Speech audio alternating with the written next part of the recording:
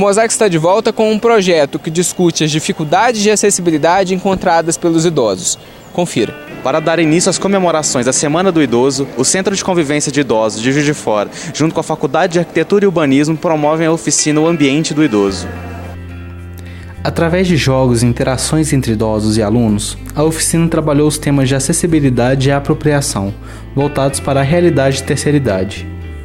Emanuel, bolsista da Faculdade de Arquitetura, nos fala sobre o projeto. Esse projeto da oficina é um projeto de extensão na Universidade Federal de Juiz de Fora, onde é proposto um jogo para os idosos que, divididos em grupos, respondem questões sobre acessibilidade e apropriação também, essa identificação deles com o lar, com as suas casas, através de algumas questões colocadas para ele. O objetivo foi propor uma reflexão para os idosos acerca desses temas, de temas importantes relacionados aos conceitos de acessibilidade e apropriação. Então, a intenção foi criar um ambiente de discussão sobre esses temas, onde os idosos pudessem refletir e opinar e ponderar sobre alguns pontos que contribuem certamente para a segurança e para o bem-estar deles no ambiente construído, mais precisamente nas suas casas. E como é a questão da acessibilidade em Juiz de Fora? Como ela pode melhorar?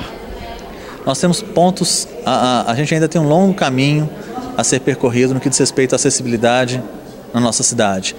Tanto no que diz respeito à cidade, à adequação da cidade a todos, às demandas de todos, quanto à própria arquitetura nos nossos edifícios, nas nossas edificações. Então, todas as ações com relação a esse tema, acessibilidade, são bem-vindas e podem contribuir para essa conscientização de todos, de uma forma geral, e também para a transformação do nosso ambiente. Isabela, bolsista, conta que sempre gostou de trabalhar com idosos e já havia participado em outros projetos, mas viu na iniciativa uma oportunidade de desenvolver seus conhecimentos. Ela comenta sobre as dificuldades de acessibilidade. A acessibilidade está em todas as áreas, por exemplo, no ato de atravessar a rua e ter uma rampa no final, na calçada, para o idoso poder acessar de uma melhor forma, uma calçada com menos buracos. Então a acessibilidade, na verdade, não só para os idosos, mas também para um cadeirante, para uma pessoa com mobilidade reduzida. Então deveria ser uma questão que deveria ser trabalhada, não só em Juiz de Fora, mas em todas as cidades, e que às vezes não é tão trabalhada.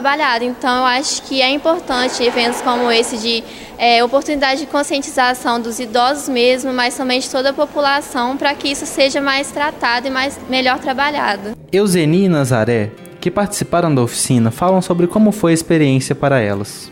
Para a senhora, qual a importância de eventos como esse para a cidade? Olha, eu acho muito importante, principalmente com os nossos idosos, esse cuidado. Eu achei a palestra super interessante, dinâmica, houve muita participação. Eu acho que tem que ser repetida, porque é muito importante a gente trabalhar com a prevenção. Já caí muito, mas onde eu moro, eu caí por descuido, Mas eu já caí na rua por erro da rua mesmo, lá por E com a palestra de hoje, o que muda na vida da senhora? O que você aprendeu hoje na palestra? Muita coisa, é bom que a gente aprende em casa, sobre tapete, corrimão, aonde a gente vai sentar. Porque até o lugar para a gente sentar, a gente tem que ser mais adequado com o tamanho da gente.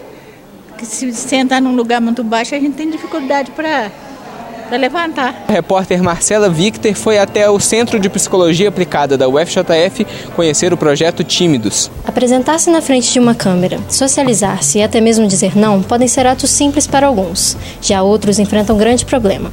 Estamos falando da timidez, problema que afeta mais da metade da população brasileira. Fundado no ano de 2013 pelo Centro de Psicologia Aplicada da Universidade Federal de Juiz de Fora, o projeto Tímidos ajuda pessoas a lidar com esse problema tão presente nos dias atuais. Márcia, psicóloga do grupo, nos recebe e explica como funciona o tratamento e quais são os malefícios da timidez. momento.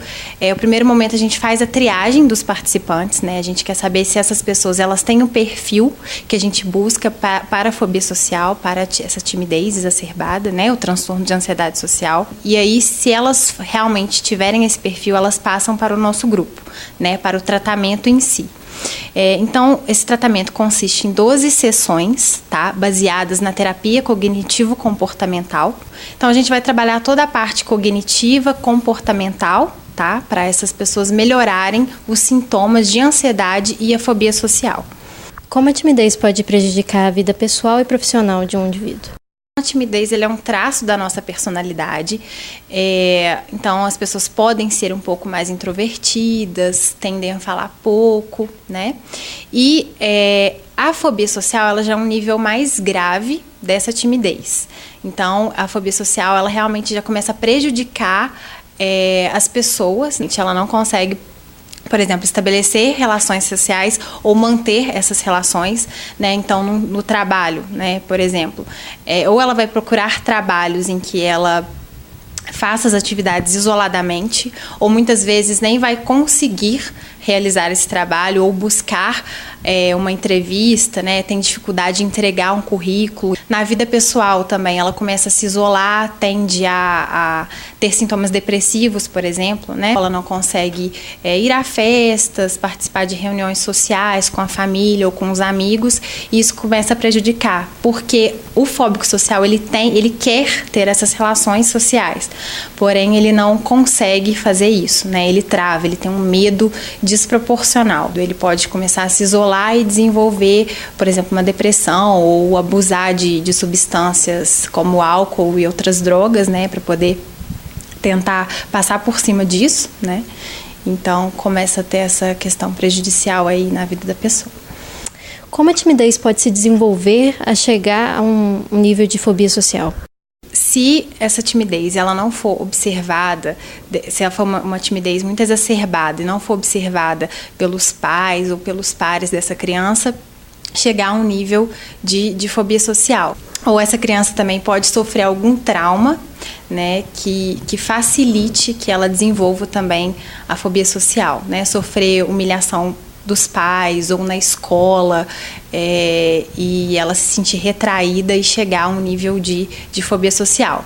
E a ansiedade social ou fobia social, ela também tem um traço genético, então pode ser que essa pessoa já nasça com uma predisposição ao transtorno. Conversamos também com o psicólogo Hernani, que está inserido no projeto desde sua formação. Ele nos conta quais são os benefícios do grupo e como é possível identificar os sintomas da ansiedade social. Podemos identificar de duas formas, né? Fisicamente, aparecem alguns sintomas como sudorese, tremores nas mãos, aquele branco que dá na hora, de repente, de apresentar um trabalho, de falar em público, né? Tremores nas pernas, no corpo, dores de cabeça constantes, tá? De comportamento seria mais ou menos isso também que eu falei, né? Na hora de apresentar o trabalho, na hora de falar com alguém, né? Sozinho, né? A pessoa e outra pessoa ela não consegue falar. Quais são os benefícios da procura ao projeto? Quando a pessoa procura o grupo de tímidos ou algum tratamento em grupo ou individual para fobia, para ansiedade social, ela está com a vida comprometida, né? Então a busca sempre é essa, né? Melhora da qualidade de vida e ter uma vida, basicamente, que muitas pessoas têm dificuldades, outras nem conseguem ter amigos, convívio, trabalho. Quem foram os idealizadores do projeto? O idealizador do projeto é o professor Lélio, da UFJF, da Faculdade de Psicologia. Nós temos um grupo que chama NEVAS, que é Núcleo de Estudos em Ansiedade e Violência e Ansiedade Social. E mais ou menos a partir daí surgiu a ideia de criar um grupo voltado especificamente para a fobia social e fomos trabalhando em cima, né? E o Lélio foi buscando cada vez mais e criamos então um grupo de tímidos que, além do grupo em si, né, da intervenção psicoterapêutica, tem a questão de pesquisa também. Então já tem artigos, livro falando sobre o grupo e sobre os transtornos. E como as pessoas podem participar? Todo mundo pode participar a partir dos 18 anos, né, o grupo é dos 18 aos 60 anos, E no primeiro semestre agora de 2017 já encerramos as inscrições, então pode ligar para o telefone 3216-1029, que é o do CPA, Centro de Psicologia Aplicada, da UFJF, que funciona no bairro Granbury. Então todos maiores de 18 anos vão passar por uma triagem, posteriormente entrevista e o grupo. O Mosaico vai ficando por aqui. Se você quiser rever este ou outros programas, é só acessar o nosso canal do YouTube. Até a semana que vem.